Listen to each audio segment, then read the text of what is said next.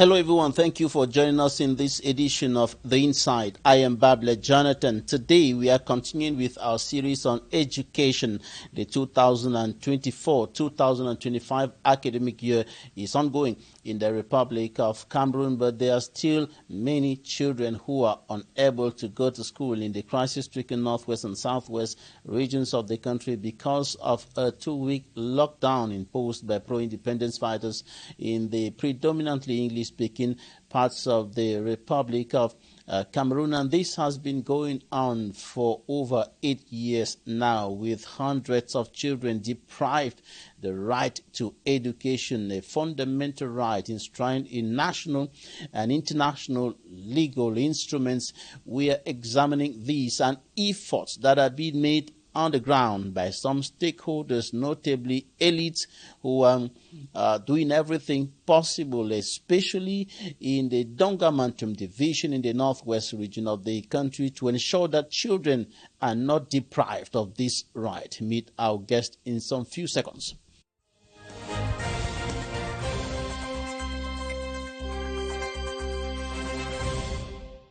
Our guest today is Professor Calistus Gentry, Interim Minister of Mines, Industry and Technological Development, elite of the Northwest region of the country, promoter of education. We are receiving him today as an elite of the Northwest region. Professor, welcome to the program. Thank you. Thank you so much for accepting to talk to Equinoxe Television. It's a pleasure.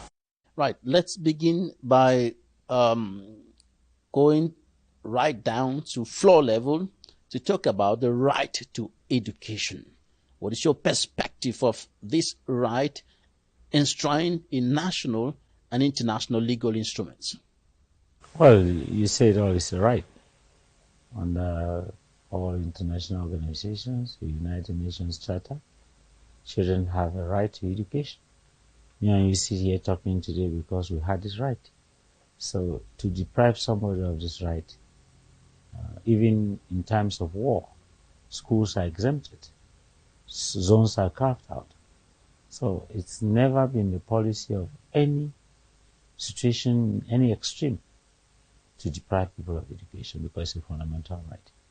Just like in economic terms of Adam Smith, man has the right to shelter, to what to eat, and to clothing. So that's what a child needs. So I think that we have evoked the very principle by which I stand as an elite of Northwest, but more so as a citizen of this country. Right. This right is enshrined in national and international legal instruments like the Universal Declaration of Human Rights, but it's been trampled upon in Cameroon today, especially in the crisis-stricken northwest and southwest regions of the country, where many children are deprived of this right to education. How do you feel about this fact that hundreds of children from the region where you come from, the northwest region, from the southwest region, are deprived of this right? Well, at the onset of this crisis, we took a very firm position. I think reason will prevail, that every nation has crisis. Every nation to arrive where they are have always had instabilities, but we've never had extremes. In every revolution in the world, children were never involved. They are innocent people. Their time is ahead. We can't draw them into the present and deprive them of their future. So, reason why at the onset of this, we took a very firm position. There's never been disruption in schooling, especially I start with my subdivision, my division. We took a very firm position and were able to tell people, yes, whether there's a problem, whether there's no problem, it's irrelevant. Everything needs dialogue. Luckily for us, there was a call. It was a national dialogue. A lot was done. Special status was created. So much. Many people are missing the point. We have profited. Children are going to school in Donga Mantum. Big projects are going on. We believe that we are doing the right thing. That gap will be difficult to fill in for decades to come. It's a very sad situation. Very sad indeed, especially for the hundreds of children who should have been going to school but who are unable to do so in other parts of the Northwest region, other parts of the Southwest region, because of the security tensions, because of the fact that parents are worried about the uncertainty looming over their children on the way to school, in their schools. We have seen schools that have been attacked and students attacked and so on and so forth. While children in the Donga Mantum division are going to school, others in other parts are not going to school. When you sit in your secret place and you think about these children, you think about the future of these children, what comes to your mind? Well, it's a spirit of desperation. And what I'm asking is, all these people, are we sure that all those who are promoting this, their children are not going to school? Will they take their children as a shield to fight a cause? I mean, it's like in a typical movie when a man is at his back to the wall. He's going to take the enemy and say, shoot me. And then, but is that right? Can I mortgage my child for a cause? Can they do it? They are treading on the lives of innocent people, and it's sheer deception. The message is, people must know that they are being deceived. People bought into it. It's difficult for them to buy out of it because of threats. But initially, many people fell into the rhetoric that you could eradicate situations by mortgaging situations of other people who are innocent. So everybody has come to the consensus feeling that some people are trapped. It's difficult to hold on. But I think the people of Donga Mantum stood, they had a vision. That's why it's easier for us to contain the situation, because we took fundamental measures with our chiefs, with civil society, with young people. When it was necessary, we bought bikes and gave them and said, don't be deceived by those things. I think we did a good job. You're going to tell us a little more about that later in the program. And that stand that you and the other elites and the population of the Donga Mantum division took was certainly based on the importance of education to a society, to a community, to a nation. As a professor, could you edify us a little more on this aspect of how important education is to a society, to a nation? Let me even, just to get to that, I just say, one of the things that helped us was the fact that we are a border division. And we've seen most of our students, when they have the least chance, to cross over to Nigeria. So if we did not take a stand, we're going to see a whole drain of a generation away. So it was a preemptive measure. But coming to your question, just imagine 8 years lost in some villages. It's a gap that will be difficult to fill for decades to come. If you go to London or Paris today and you cannot read and write, you cannot move. You will be led like a blind man. You can't operate in any civilized society if you cannot repair yourself even through a mobile phone to know where you are. And there are some societies where if lights go off for 5 minutes, the whole country will stop because everything is oriented by coordinates of a mobile phone. So to deprive people of education is putting them away from every opportunity on this planet. And that means 8 years are lost in their lives. It's a whole generation. That's the gravity of this situation. I think I don't know whether those who are doing this believe that they've lost conscience with reality. Are they human? Maybe they thought, I don't know if they are still in control of the situation which they started. Because many are saying, oh, stop this. But I think it's clear, it's unreal. Because in the world we live today, you can't do anything without, you can't move. You can't take a train station in London, you cannot read and write. You are like a blind man who will be led. Now you are depriving a child of who started this crisis 8 years ago. Means that that child will not have primary education for 6 years and 2 years into secondary school. Just imagine the consequences. These two regions have a lot of work to do after all this to reinstate a status quo. Now, I just want you to develop this a little further to highlight the aspect of the development of a family, a small family, that had to send the children to go to school. Maybe the parents didn't go to school. The children needed to go to school in order to take care of themselves, take care of the family, their parents when they get old.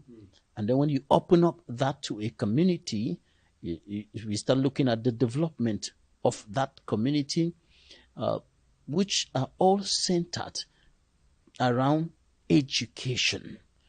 And then when we broaden the scope again, we look at the nation, the human resources, the skillful Cameroonians, the talented Cameroonians who would have been skillful if they went to school to contribute to nation building. Simply put, it's a global village. You can't do anything if you are not literate. You can't be a driver if you are not literate. You can't even be a cleaner if you are not literate. You can't even practice agriculture to be competitive if you are not literate. So that is a total halt on human and economic activity in its barest form. So we're talking about not white-collar jobs and the extreme dipping into high society. We are talking about rudimentary life. It's a deprivation, complete in its totality. That's how bad it is. Can you imagine? It's being illiterate today in the global world. It's like closing your eyes and imagining how a blind man survives. It's a catastrophe. Yeah. So I think we have to wedge in on the gravity of this situation to awaken the consciences of people. It's very serious. Because we are creating a zone of, in science, zones of low pressure are places where everything drains into. We are creating a low pressure zone where so many bad things will flow because of this vacuum we have created for 8 years. And we are going to see the consequences if we don't stop this as soon as possible. In your efforts to ensure that children in the Donga Mantum division are not deprived of education, and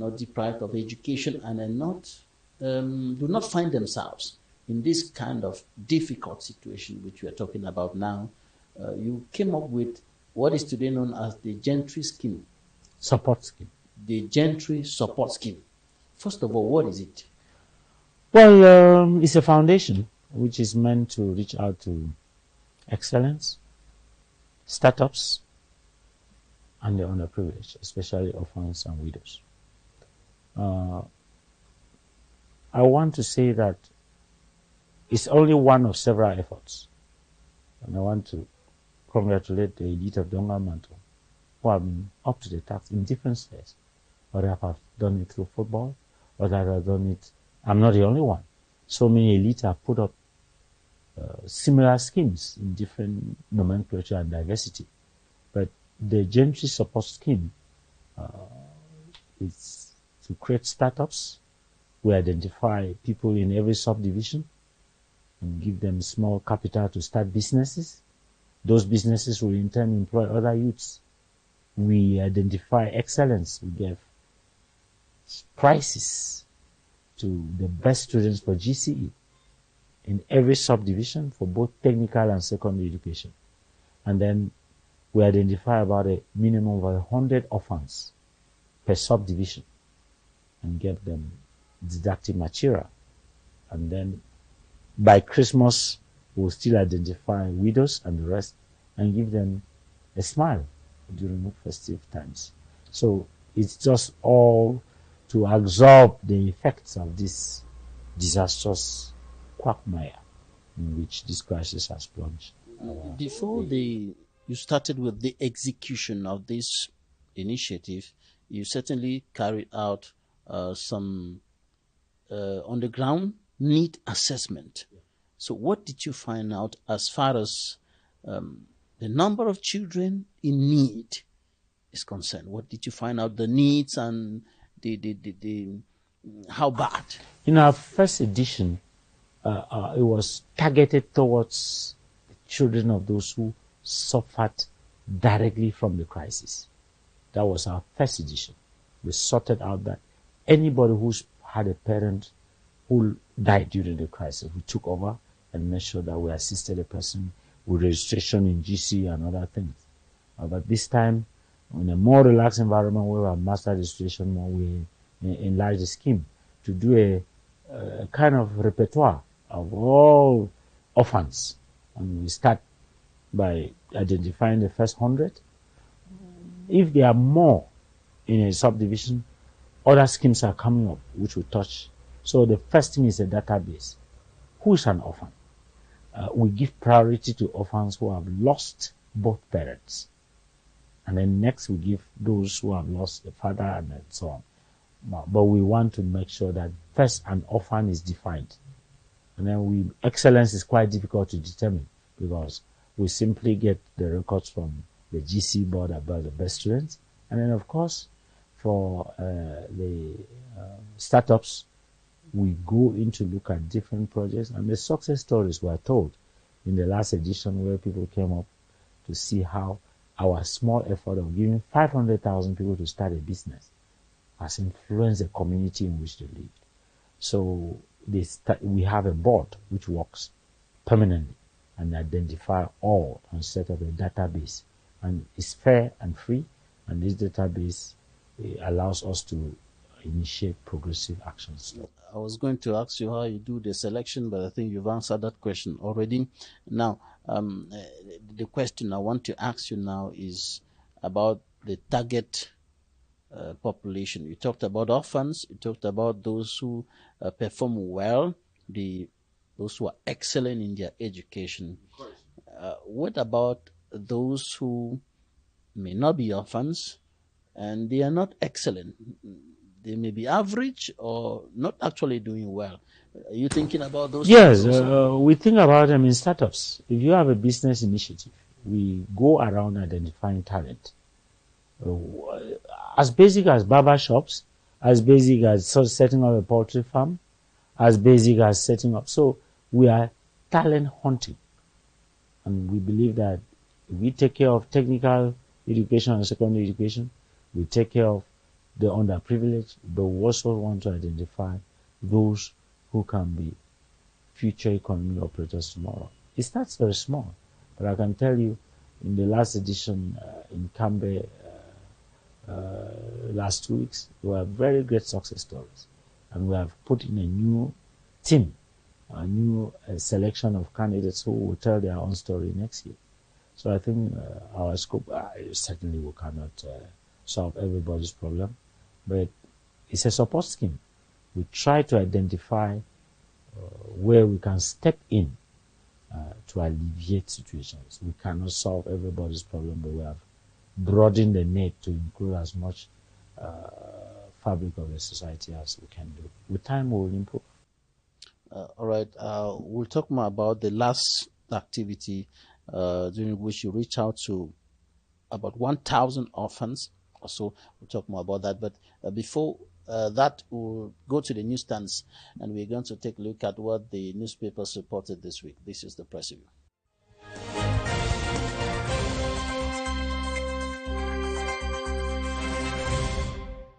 The Guardian Post reports that Nkambe in the Donga Mantum division, northwest region of Cameroon, boycotted school boycott calls at school resumption. Reporting on the massive school attendance in Nkambe, Cameroon Insider says no time to waste. Municipal Update tells its readers about a separatist group championing effective school resumption, while soldiers camp in a school compound in Bamenda. As reported by The Voice, the Presbyterian school and church in Aziri has become a troubling sight due to a military deployment that has officials and congregants at edge. The Guardian Post 2025 presidential political party in advanced talks to endorse Kamto. According to the paper, the administration's spirited moves to technically knock out the Cameroon Renaissance Movement CRM leader from running for 2025 polls by postponing legislative and municipal elections to organize presidential election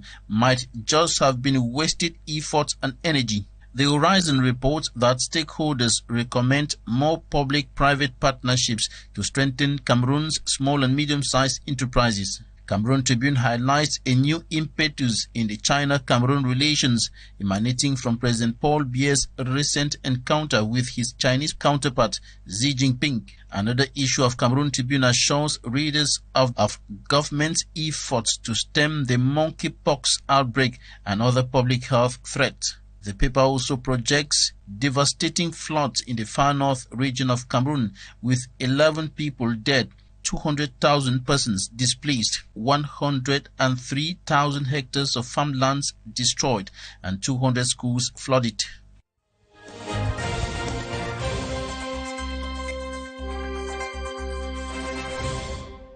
You're welcome back. We are still with our guest, Professor Calistus Gentry, Interim Minister of Mines, Industries and Technological Development of the Republic of Cameroon, elite of the Northwest region, and promoter of education.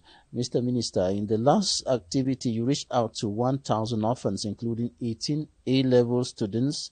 Globally speaking, how many children have you been able to reach out to?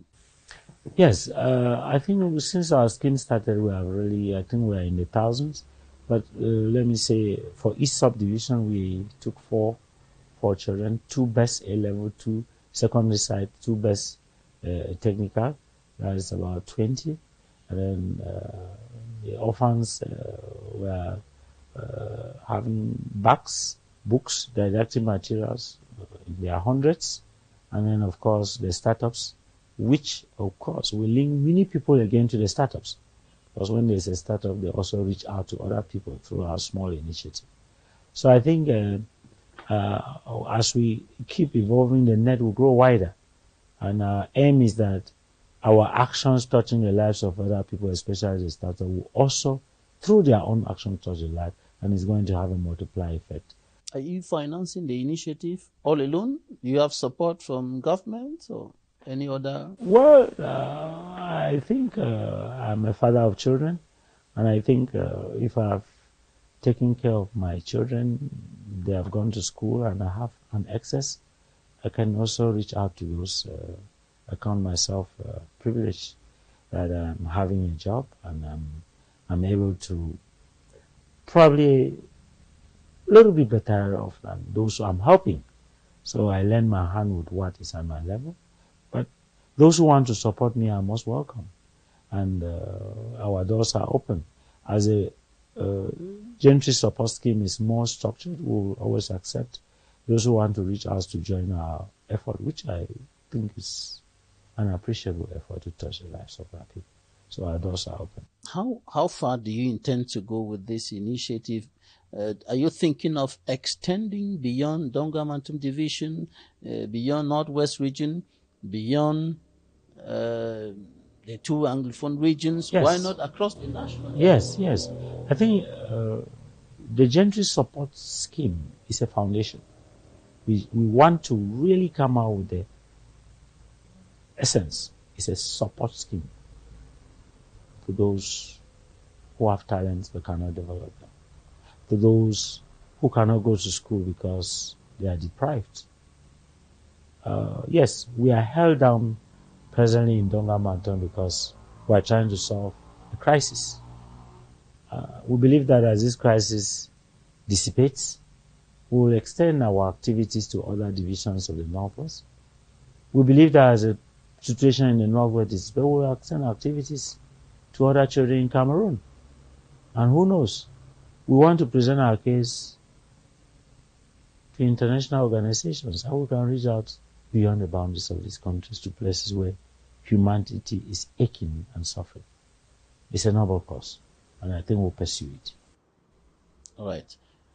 Other children elsewhere who are listening to you now will surely be in expectation to see what you've just said come to pass, so they too can benefit from such initiatives, because there are children all over the national territory, not only in the crisis-stricken regions, who have a lot of difficulties in going to school, buying books, textbooks, and all those things. The difficulties are just everywhere. And I must say that the whole essence of human endeavor is about touching the lives of other people. We can consume just this little for our small selves. This body can only take a small. The rest of our achievements can only be valorized if those achievements touch the lives of other people. And that's the message we want to send across. It is very important that while we succeed in life, do things and do others, our whole game, winning game, is how our actions touch the lives of other people. Not only do we make them happy, we make ourselves even more happy. All right. We're going to take a short break. When we come back, you will tell us how you're managing to do this in the midst of, because Donga Mantum today is turning out almost like an island, so to speak, in a turbulent sea.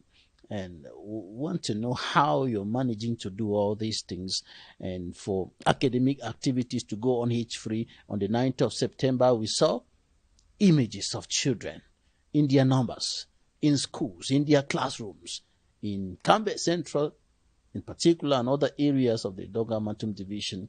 And this was like the sharp contrast of what obtained elsewhere and what still obtains now with the lockdown that is still going on and will continue for 2 weeks before everything, we hope, will resume normally across the two regions. We're going to take some few interviews now, and we'll be right back in a moment. Interviews of the week.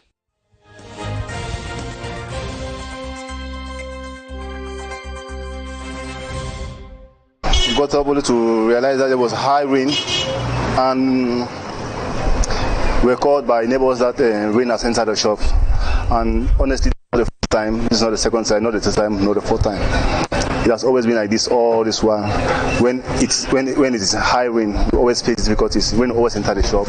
Look at most of my properties have been damaged. I've taken them to the dry cleaner. The problem is the gutters.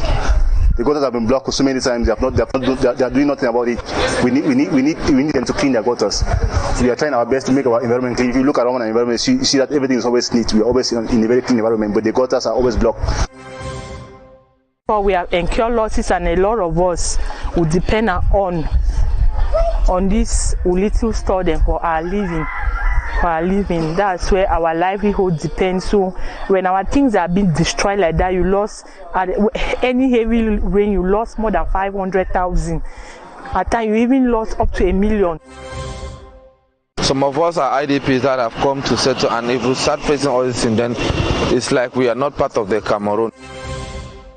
The process that led to these results was marked by numerous irregularities. Among the most blatant were the organized lack of registration kits,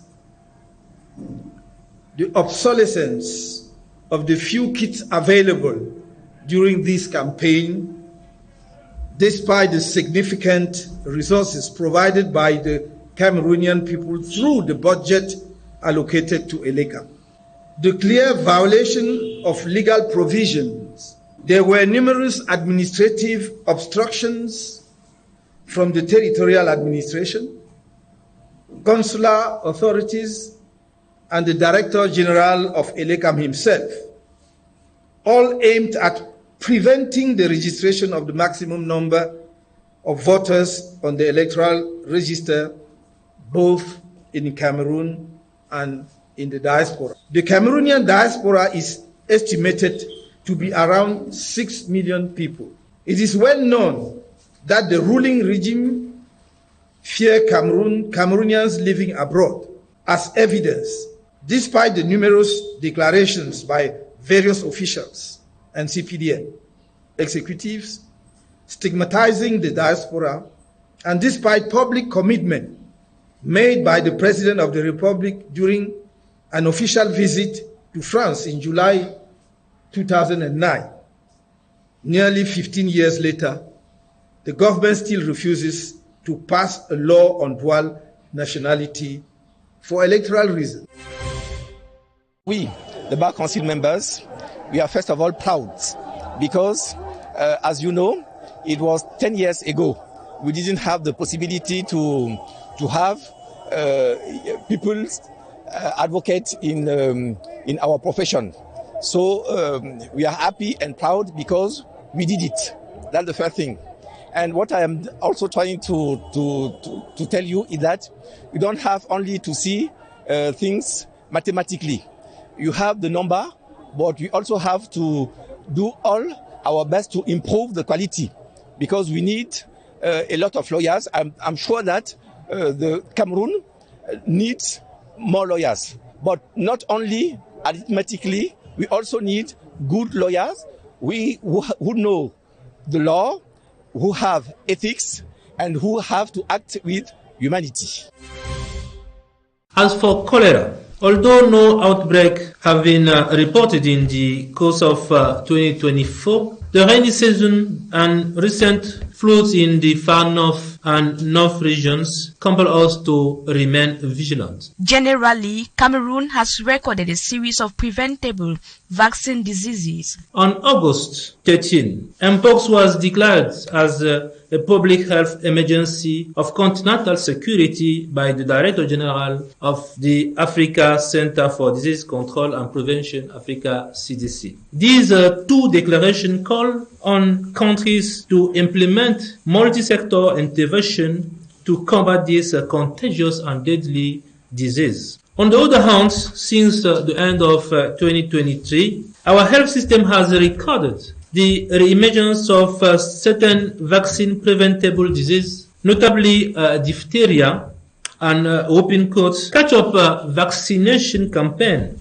have been scheduled to improve vaccination coverage, diseases which are certainly fatal.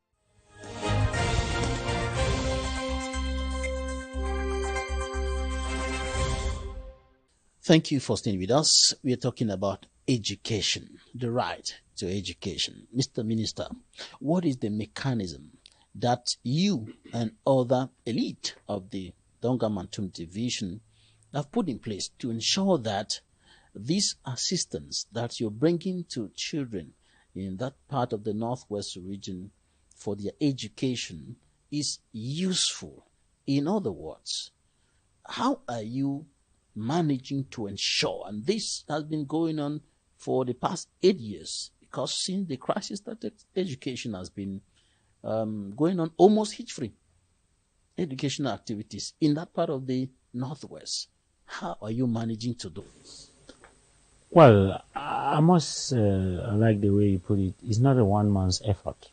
It's a spontaneous effort, a joint effort by the voluntary and willing nature of all the elite who look at this problem in the same way. And we do it, as I said from the beginning, each person does it in his own way. This is my own small part, but many other elite are doing it in so many different ways, at village level, at subdivisional level, at divisional level, all with the goal of making sure that our children do not get caught up in this very unfortunate situation. We have, let me say that we try to nip it in the bud from the beginning by educating our children and saying, look, this is not the right way. We took preemptive measures, especially with our traditional rulers, to make them Our tradition in the Northwest is very strong. Declarations of traditional leaders. Yes, so very much respected. That was our very, very strong point. Because we said, look, are we ready to allow our children die for nothing?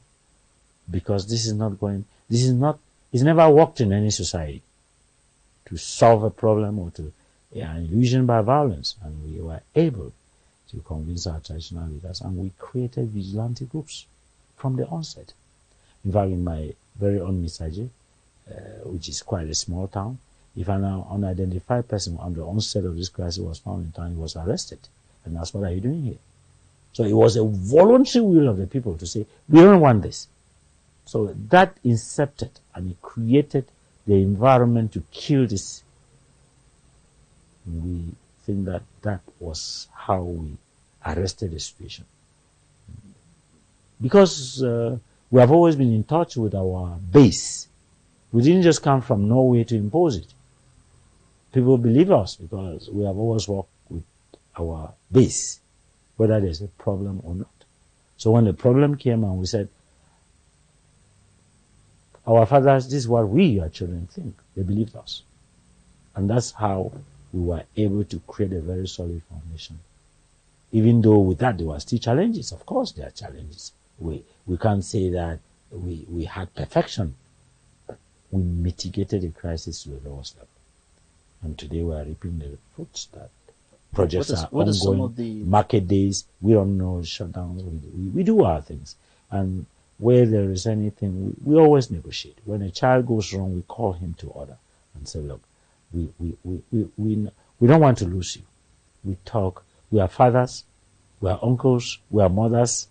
We talk to our children. And I think we have been able to succeed in dialoguing and making the children see with us. Our traditionals will see with us. And our place has become a place where other people have come, even as refugees, to benefit from going to school in our division. All our subdivisions, Cambe, GHS Cambe, GBHS Cambe, so flooded with students from other divisions. Misaje is the same. So we think that that initial way to dialogue with our parents, with our children, and bring them to an understanding was very helpful to initiating the foundation of what we are reaping today as fruit. So what is the secret of this synergy that we see between you, the elite, the traditional authorities, and the population? Is it just about education? Is it just about dialoguing with them? What is the secret of this synergy? In other parts, we will see that some elites are saying one thing and the population are saying another. Or they are going to the left, and a fraction of the population are going to the right. But in Donga Mantum, there seems to be a very, very strong bond between bringing together the population and the elite. I must say, it's not only education. Our markets function. We have not deprived ourselves of economic advancement. We are thriving. We have a lot of links with Nigeria, trade links between these two entities. So we took advantage, but I must say that the real point in leadership, the real point in good administration is to listen, to concert, to listen a lot to even the lowest person down there. Hear his point of view. Make him important. In a meeting, don't go in with conclusions. Go in to hear everybody. As a boss, you will hear everybody and draw the conclusion on the best points. We listen to people. They express their frustrations on certain issues. We didn't dismiss them. We said, okay, we have heard. But this is how we work. In a civilized society, we channel our grievances. And I think that was a very strong level to establish confidence in a way that what we spoke to our people was trusted as being genuine. We were not doing it because we wanted to defend our small posts and the rest of it. We did it because we believe in this country. We believe in the role the Northwest played as far as creating this nation from the onset was We convey that message to our people. They bought it. And that bond stays in dialogue, in accepting the importance of everybody. That to me remains the foundation of leadership. Consent, listen to everybody. Don't minimize anybody's contribution. Give a chance for everybody to express himself, and you draw the conclusion about what the people want. Where do you have differences, you can convince them to reason with you. They want to be respected. They want to be felt that they are important. And when you give people that importance, they can listen to you. I think the elite of Donga Mantum, in its variety, from ministers, ruling, director generals, businessmen, all had this approach. And I think that is the essence of our success in mitigating this crisis. Now, what happened on the 11th of February 2024 during the Youth Day Parade in Cambe, where some children were killed, must have provoked some kind of adverse feelings, thoughts, and way of seeing things in the minds of some parents. And there were fears that when this academic year starts, some of the parents who were sending their children to school before would be reticent to do so, will hesitate to do so because of what happened on that day. How have you managed to deal with that? Listen, it's a crisis. In a crisis situation, there are going to be incidents. What we draw as a conclusion, as a trend, is statistics. That was an isolated incident. And it rather spurred the people to say, no, you can't take us from where we are by this incident.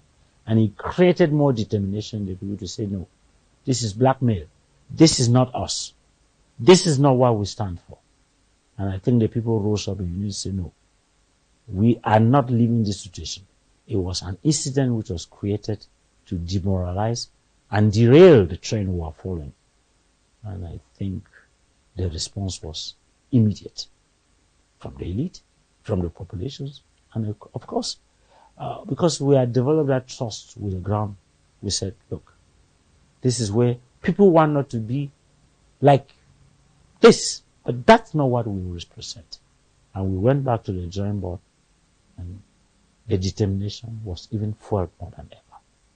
You're an elite from the Donga Mantum division, and you've told us what you're doing, the efforts you're putting in together with the traditional authorities, the administration, the population, everyone putting their hands on deck to ensure that things happen the way we see happening as far as education and even life in general in the Donga Mantum division is concerned.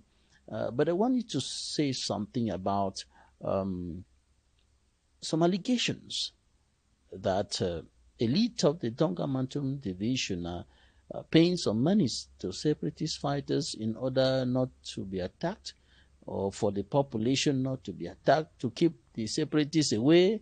What can you say about these allegations? Let me first of all bring in an element I omitted. I want to thank the administrations, successive administration of Donga Mantum, because all our efforts will not be consolidated if we don't have a good administrative base. The outgoing prefect of Donga Mantum, the current prefect of Donga Mantum are all engaged and work in synergy with the elite. Many people get accused every day, but you have to stay about your convictions and about your conscience. And that is the driving force of every leader. So, in a nutshell, we retain that you are not paying money to the separatists for peace, for calm, for serenity in the Donga Mantum division. No, I think I've given you the basis of our success. If paying money was part of it, I would have said it to you. I've given you how we were able to chart up a noble course by making ourselves available to our traditional rulers, to our civil society, to our youth, and giving them the realities and truth about this country in its clear terms. Now, the other things were not part of our strategy. I think I want to quote the head of state who said, the truth is always going to come. And the truth It's not from what the masses say necessary. Because people can always drive up. But people can see that Donga Mantum is a very successful entity and they will discredit us as to why do you think we are different from others. The Donga Mantum today, as it has been the case for the past years, is really standing out like an island of peace in a turbulent sea. What will you suggest to the other elite in the other parts of the Northwest region? And why not the Southwest region where there have been security tension also?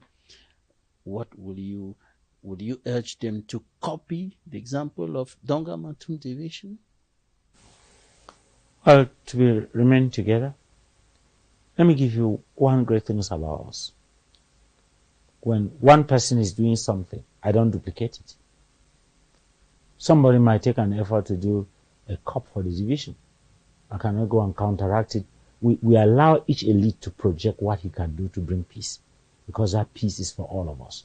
So we might be working in diverse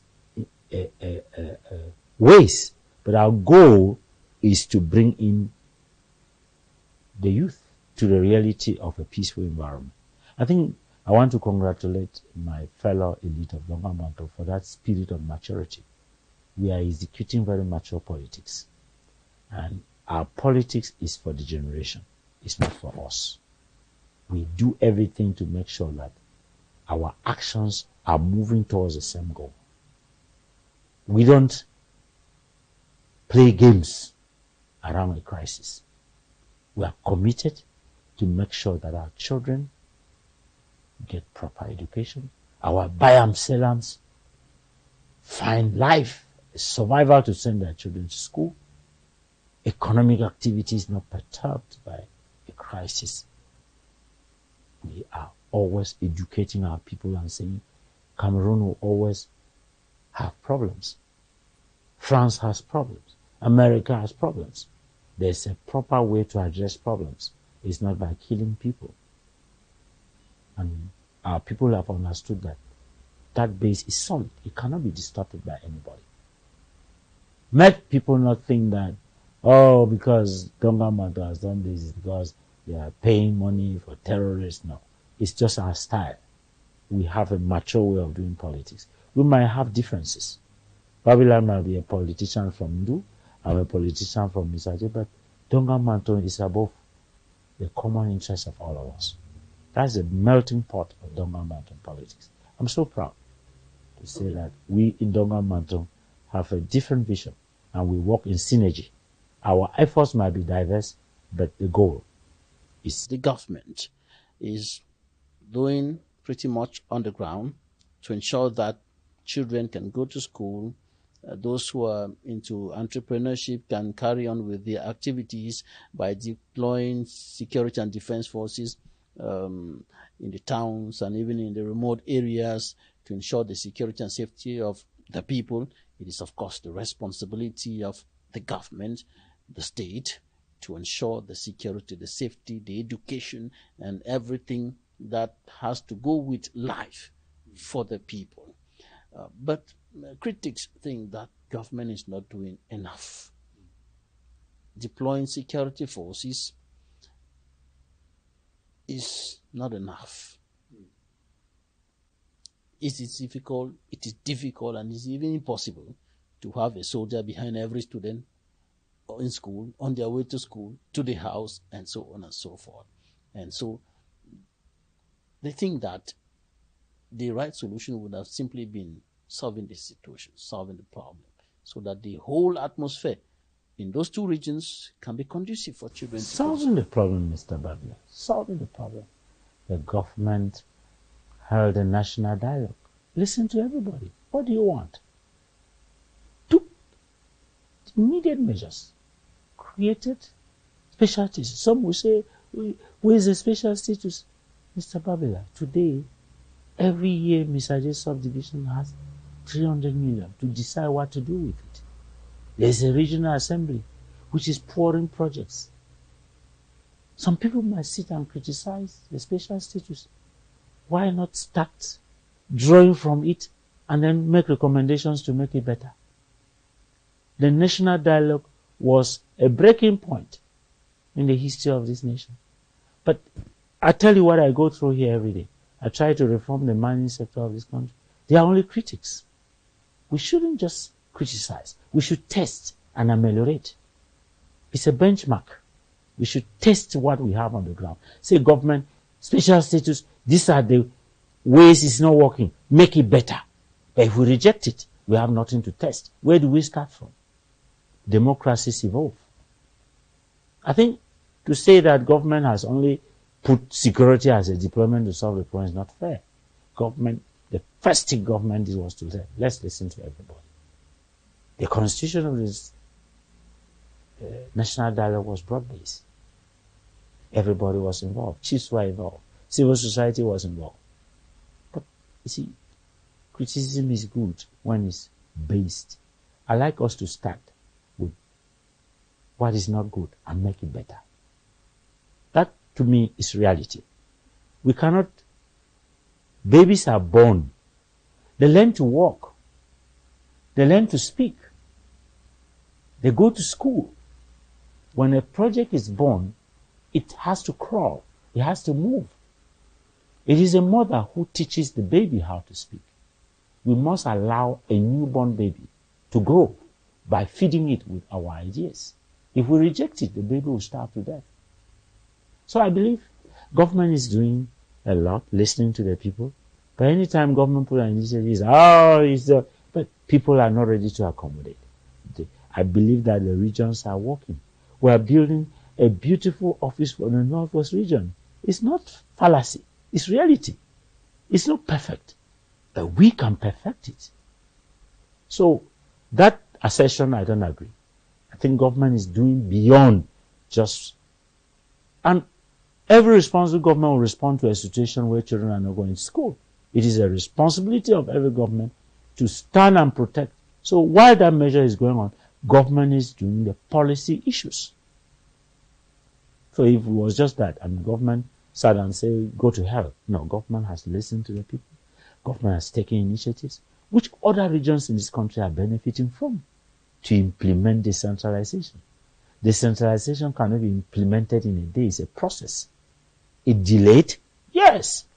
Decentralization means a lot of money. And that money must be in place.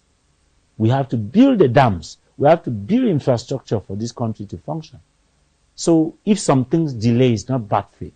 It's just a priorities that government is giving. And I think that I'm being fair. Government has a listening ear. But we also should collaborate to make government initiatives to work. Let's end this interview on the entrepreneurial side of the Gentry support scheme. You already started talking about this, but I want you to just edify us a little bit more on the entrepreneurial perspective of that scheme. Who can benefit from the scheme, how to go about it, how to benefit from what you're doing as far as the entrepreneurial side of that initiative is concerned. I think if there's something that will expand the Gentry support scheme beyond Donga Mantum, beyond the Northwest, it will be the entrepreneurial outreach. We have a secretariat which scouts talent. We look at people and we see a guy with a project and we build a project. It's not only giving money, it's to support the project with expertise. As we move on the years, it's getting more sophisticated. So we have a scheme. We intend even to have a lot of logistics to move around and see that once this money is given, it's not just about giving money, is to build a project and let it produce and touch the lives of other people. So that is something I do with all my heart, because if you produce a guy who is going to become an entrepreneur, you have touched the lives of almost 50 people. So we had in the last edition success stories of how we took people from nowhere and how just a small business like a barber shop is touching the lives of so many people in Ako. He bought a solar panel. He created a shop. The whole community gathers there because there's electricity, there's music, there's something.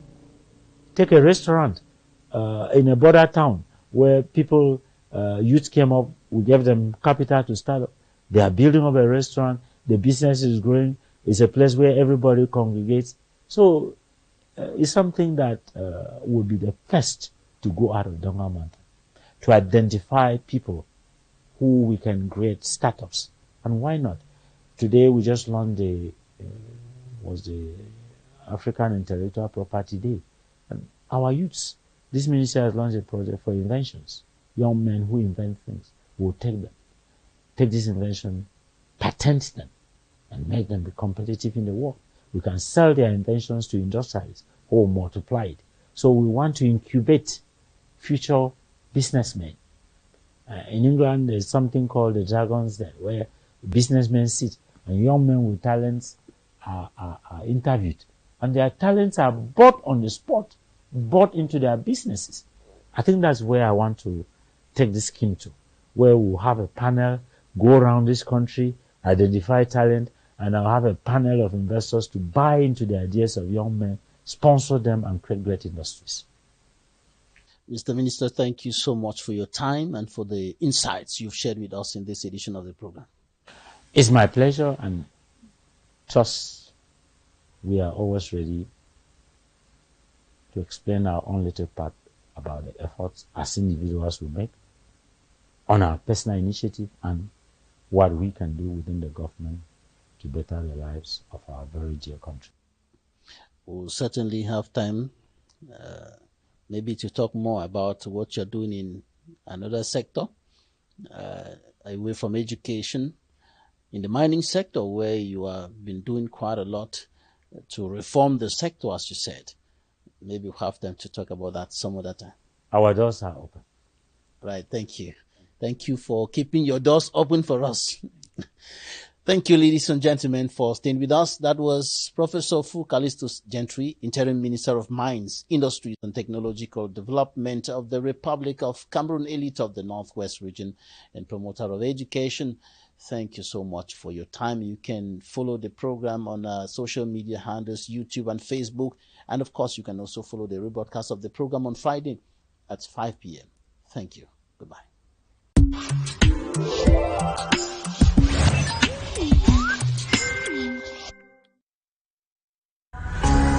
Istama.